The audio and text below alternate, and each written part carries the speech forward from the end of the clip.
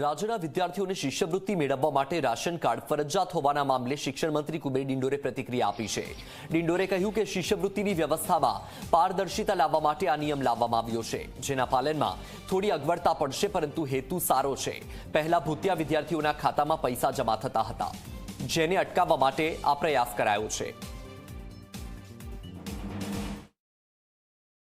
70% હાજરી થાય તો દીકરીઓને આપણે અનાજની વ્યવસ્થા કરીએ છીએ। આ બધી નાની મોટી જે યોજનાઓ છે, સરસ્વતી સાધના, આજે સાયકલની વ્યવસ્થા છે, આ બધી જે યોજનાઓ સરકારની છે એ આ બાળકોને મળે, પણ એનું નામ આ જે આપણે કેટલીક યોજનાઓ ડીબીટીના માધ્યમથી આપણે આપીએ છીએ, તો આનું નામ રેશન કાર્ડ અને આધાર કાર્ડ અને બેંક એકાઉન્ટ આની સાથે સંલગ્ન કરવાનો એક પ્રયાસ છે।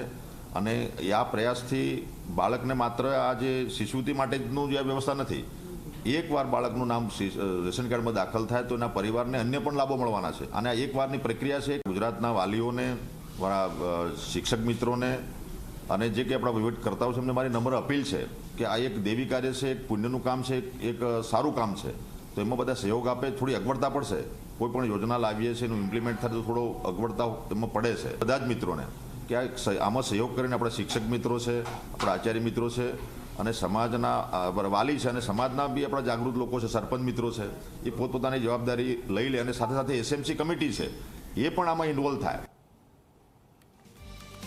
તો આપણે જણાવી દઈએ કે રાજ્યના વિદ્યાર્થીઓને શિષ્યવૃત્તિ મેળવવા માટે રાશન કાર્ડ ફરજિયાત હોવાના મામલે શિક્ષણ મંત્રી કુબેર ડિંડોરે પ્રતિક્રિયા આપી છે અને કહ્યું કે શિષ્યવૃત્તિની વ્યવસ્થામાં પારદર્શિતા લાવવા માટે આ નિયમ લાવવામાં આવ્યો છે, જેના પાલનમાં થોડી અગવડતા પડશે, પરંતુ હેતુ સારો છે।